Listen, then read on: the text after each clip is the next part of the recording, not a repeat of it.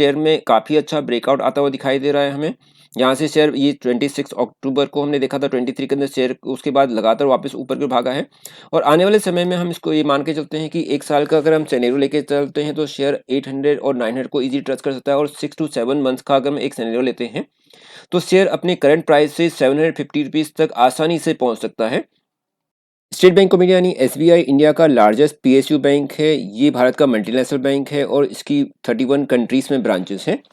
ये वर्ल्ड का 40th largest bank है। तो आज के इस वीडियो में हम एनालाइज करेंगे एसबीआई यानी स्टेट बैंक ऑफ इंडिया को और जानेंगे कि इसका रेसिस्टेंस और सपोर्ट लेवल क्या है और यदि आप इस बैंक के शेयर्स में ऑलरेडी हैं तो आपको किस लेवल तक इसमें बने रहना चाहिए और क्या है इसका लॉन्ग टर्म और शॉर्ट टर्म टारगेट, या अभी आप इस बैंक के शेयर में नहीं है तो किस लेवल पे आपको एंट्री करनी चाहिए।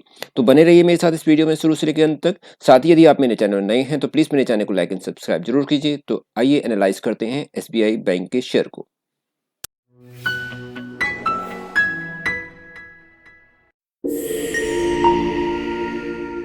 बैंक ऑफ इंडिया एनएससी और दोनों ही स्टॉक एक्सचेंज के अंदर ट्रेड होता है। मार्केट कैप्चरिंग बहुत ज़्यादा है इस शेयर के अंदर। 559,617.03 करोड़ की इसकी मार्केट कैप्चरिंग है। शेयर का प्राइस मिनिमम 500 रुपये से बढ़ करके 660 रुपीज़ तक अपने हाई पे पहुंचा था एक साल के अंदर। करंट प्राइस है 627.05 रुपीज़। आज इस शेयर के अंदर एक हल्का दबाव देखा गया है, जबकि मार्केट में काफ़ी गिरावट देखी गई, तो शेयर में भी एक गिरावट देखी गई थी। कंपनी के की डेटा को हम एनालाइज करेंगे तो देखेंगे कि जो पी रेशियो है वो 11.40 यानी कि काफ़ी चीप है इस समय शेयर का प्राइस। अर्निंग पर शेयर है 56.29 की। शेयर का फेस वैल्यू है ₹1 का। शेयर ने 1130% का डिविडेंड दिया था अपने शेयर के फेस वैल्यू पर, यानी ₹1 की फेस वैल्यू पर 1130 का भारी भरकम डिविडेंड शेयर ने दिया था और एवरेज इक्विटी है 16.75 की। एक साल के चार्ट पैटर्न को एनालाइज करेंगे तो शेयर का प्राइस में हल्का दबाव था और शेयर 505 रुपये पहुंचा था 24 मार्च 2023 को। उसके बाद शेयर में लगातार अप मूवमेंट देखी गई थी और यहां से शेयर बढ़ता हुआ 505 रुपीज़ से बढ़ता हुआ शेयर अपने हाई तक पहुंच गया था जो था 655 रुपीज़ का। ये था शेयर का प्राइस 19 दिसंबर 23 को। उसके बाद इसमें हल्की सी गिरावट देखी गई है। एट प्रेजेंट जो शेयर का प्राइस है वो अपने 50 डीएमए और 200 डीएमए दोनों से ऊपर ट्रेड कर रहा है। 50 डीएम में है 612 रुपये का, जबकि 200 डीएम में है 584 रुपीज़। शेयर के क्वार्टरली रिजल्ट को हम एनालाइज करेंगे और देखेंगे रेवेन्यू की क्या स्थिति है। दिसंबर 22 को रेवेन्यू थी 91,518 करोड़ की। मार्च 23 के अंदर ये हो गई है 98.083। जून 23 के अंदर ये अगेन इंक्रीज होकर के हो गई 101.460 करोड़ की और सितंबर 23 के अंदर इसकी जो रेवेन्यू थी वो थी 107,391 करोड़ की। यानी लगातार इसमें क्लियरली अप ट्रेंड आता हुआ दिखाई देता है रेवेन्यूज में। यानी प्रॉफिट बिफोर टैक्स को देखें तो इसमें भी क्लियरली अप ट्रेंड दिखाई देता है। 23,436, 25,208 और सितंबर के बाद क्लोजिंग में है 21,936। तो लगातार इसमें अप ट्रेंड दिखाई देता है 22%, 26% और 25%। आइए जानते हैं कंपनी के प्रॉफिट एंड लॉस को। तो रेवेन्यूज की बात करते हैं तो रेवेन्यूज, इंटरेस्ट और एक्सपेंस को देखेंगे तो ये प्रॉफिट एंड लॉस हम देख रहे हैं ईयरली। मार्च 21 के अंदर था 278,115 करोड़ का। मार्च 22 में है 289,973 करोड़ का। मार्च 23 के अंदर ये बढ़कर के हो गया है 358,405 करोड़ का और टीटीएम के अंदर है 398,452 करोड़ का। कंपनी की बैलेंस शीट को एनालाइज करेंगे तो देखेंगे कि जो टोटल एसेट्स है कंपनी की क्लोजिंग में वो है मार्च 23 के अंदर 5,415 करोड़ की, जो कि मार्च 22 के अंदर थी 5,36,0878 करोड़। कंपनी के शेयर होल्डिंग पैटर्न को हम एनालाइज करेंगे और देखेंगे प्रमोटर्स की क्या इसमें परफॉर्मेंस है। प्रमोटर्स की हिस्सेदारी को देखेंगे तो प्रमोटर्स की हिस्सेदारी इसमें है जून 23 के अंदर 57 और सितंबर 23 के अंदर 57.49 करोड़ की। एफआईआई का इसके अंदर हिस्सेदारी है 10.72% की।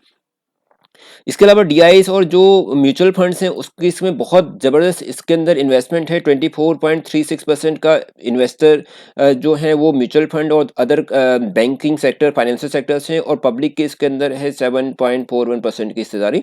यहाँ पे प्रमोटर्स में बेसिकली यहाँ पर सेंट्रल गवर्नमेंट और प्रेसिडेंट ऑफ इंडिया की हिस्सेदारी है 57%। एफआईआईस का बहुत अच्छा इसके अंदर इन्वेस्टमेंट है 10.72% का। म्यूचुअल फंड का बहुत अच्छा इसमें हिस्सेदारी है। तो प्रमोटर्स यानी बहुत स्ट्रॉन्ग इसके अंदर इन्वेस्टमेंट किया गया है एफआईआईस और म्यूचुअल फंड में। वापस लौटते हैं अपने चार्ट पैटर्न को। तो चार्ट पैटर्न को हम देखेंगे कि शेयर्स में काफ़ी अच्छा मूवमेंट पीछे ब्रेकआउट दिया है शेयर ने। 22 नवंबर को शेयर का प्राइस था 556 रुपीज़ का।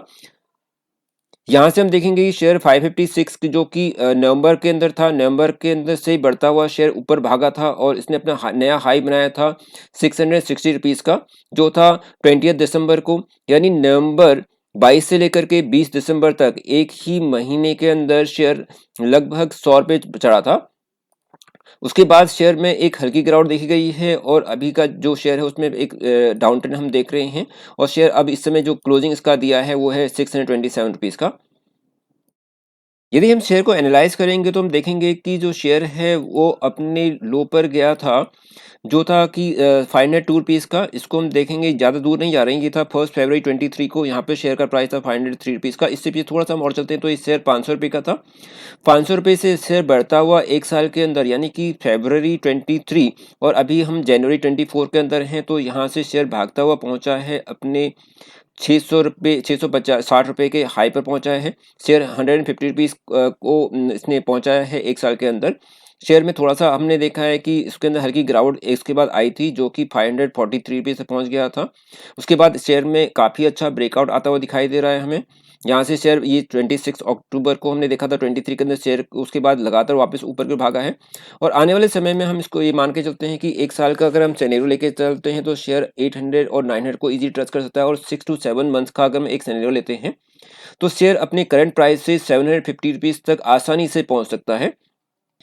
मेरा ये मानना है कि जो इसका एक स्ट्रॉन्ग जो सपोर्ट ज़ोन है वो है 620 रुपीज़ का, और शेयर अपने 620 के जो सपोर्ट है उसको ब्रेक नहीं करेगा, और यहाँ से इसको एक अप मूवमेंट ले लेना चाहिए। आज शेयर में एक हल्का दबाव है और शेयर अपने 645 रुपये से गिरता हुआ नीचे पहुँचा था 627 रुपये तक। इसने आज अपना लो बनाया था 625 रुपीज़ का। उसके बाद क्लोजिंग होते हुए शेयर थोड़ा सा ऊपर आ गया था, और आने वाले समय में इसमें अप मूवमेंट दिखाया जा सकता है।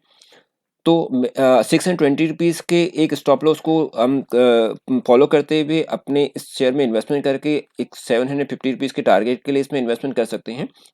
दोस्तों, किसी भी शेयर में इन्वेस्टमेंट करने से पहले उसके सभी रिस्क एंड रिवॉर्ड्स को आपको अच्छे से जान लेना चाहिए, क्योंकि शेयर मार्केट में काफ़ी ज़्यादा उतार-चढ़ाव बने रहते हैं। तो आप इस शेयर में इन्वेस्टमेंट कर सकते हैं, बहुत अच्छा और स्ट्रॉन्ग शेयर है ये। तो आप इसमें 750 रुपीज़ के टारगेट के लिए इन्वेस्टमेंट कर सकते हैं, जहाँ पर आपका जो स्टॉप लॉस होगा वो 620 रुपीज़ का होगा, जो करंट प्राइस है 627 रुपीज़ का है। यदि आपको ये जानकारी अच्छी लगी तो प्लीज़ मेरे चैनल को लाइक एंड सब्सक्राइब ज़रूर कीजिए। Thank you for watching.